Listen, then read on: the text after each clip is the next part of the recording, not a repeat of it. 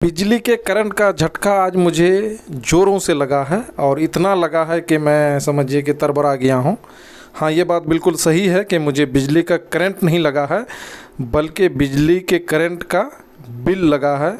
हाँ, ये बात मैं इसलिए कह रहा हूँ कि बिहार सरकार ने पिछले दिनों बिजली बिल बढ़ाने के लिए एक प्रस्ताव पारित किया था और ऐसा खबरों में अगर पढ़िएगा तो जनवरी फरवरी से ये इसको लागू करना था, लेकिन वो उसको मुलतवी कर दिया था, पोस्टपोन कर दिया था। लेकिन ऐसी बात नहीं है, सरकारें बहुत सारी चीज़ें आपको अंधेरे में रख के करती है और ये बात अलग है कि लाइट तो दे रही है, लेकिन इतनी ख़तरनाक इसकी चमक होगी मुझे नहीं पता था, मुझे एहसास नहीं था। जय हिंद दोस्तों, मैं गुफ़ार आलम फ़ौजी।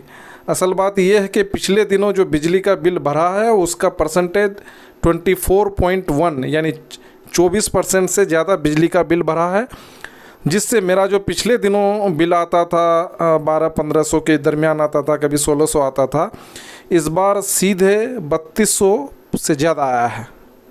जी हाँ, ये यकीन से परे की बात है। ये बात इसलिए ख़ास बन जाती है कि पिछले एक महीना में कई बार बारिश हुई, उसके वजह से मुझे लगता है कि 4-5 दिन बिजली नहीं आई है। हाँ, सही बात है, ये इतना कट ऑफ हुआ तो उसको अगर टोटल कैलकुलेट कीजिएगा तो 4-5 दिन उसका मान लीजिए।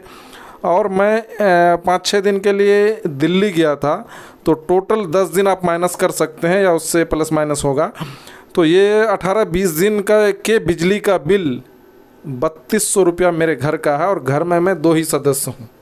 आप इसको इस तरह से समझिए। तो पता नहीं ये बिल किस तरह से पैदा किया जाता है। मुझे लगता है अब हमें और ज़्यादा नेचुरल और कुदरत के रिसोर्सेज का इस्तेमाल करना पड़ेगा, नहीं तो इस धरती पर जीना, किशनगंज ज़िले में जीना, बिहार में जीना मुश्किल हो गया है। इतना ज़्यादा बिल की बढ़ोतरी होगी, ये बिहार सरकार के नीतीश कुमार की गलती है। वजह यह है कि इसको अकल है नहीं उतनी, इसने दारू वगैरह जो बंद कर दिया है और बिहार राज्य का जो रेवेन्यू है वो हमारे बंगाल और नेपाल चले आता है। तो इस बेवकूफ़ को अकल नहीं है और उस अकल को सल्टाने के लिए बिजली का रेट बढ़ा देता है और बाकी सामान पर रेट बढ़ा देता है।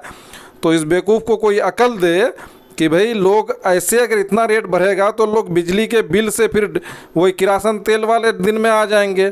लेकिन सच बात ये भी है कि किरासन का तेल भी आज के डेट में 120 या 40 रुपया लीटर है।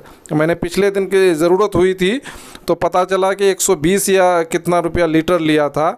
तो पता नहीं अब किस दौर में हम लोग गुजरेंगे, कहना मुश्किल है, जहाँ इनकम यानी आमदनी के रिसोर्सेज बिहार में कितनी कम है इसको समझ सकते हैं।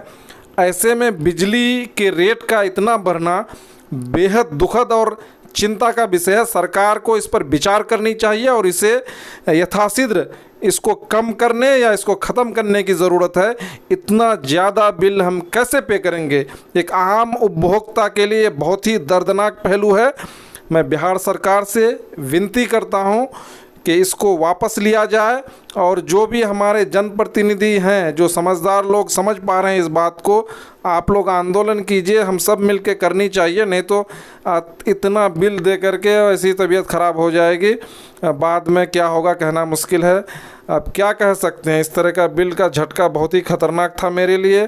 या तो हम बिजली का मजा लें या कुदरत के हवाओं का। तो मेरे हिसाब से कुदरत की हवाओं, पेड़ पौधे लगाकर उसमें जीना अक्लमंदी है और ज़्यादा नेचुरल होने की ज़रूरत है। ये मुसीबत कर देगा एसी और फ्रिज वाला। वैसे मैं एसी यूज नहीं करता हूँ। एक बात ये भी बता दूं कि फ़ौजी फर्नीचर में मेरा 2 बिल है, क्योंकि यहाँ मेरा रेसिडेंस है, तो उसका बिल मैं बता रहा हूँ इतना 3200-3300 जो आया है। और मेरी दुकान का अलग बिल है, उसका 600-700 ऐसे अलग आता है, 400-300-500 ऐसे अलग अलग आता है। तो दुकान का मेरा अलग है बिल है। और ये मैं अपने घर का बता रहा हूँ। ये बहुत ही मुश्किल दौर से हम लोग गुजर रहे हैं। जय हिंद दोस्तों, मैं गुफ़ार आलम फ़ौजी।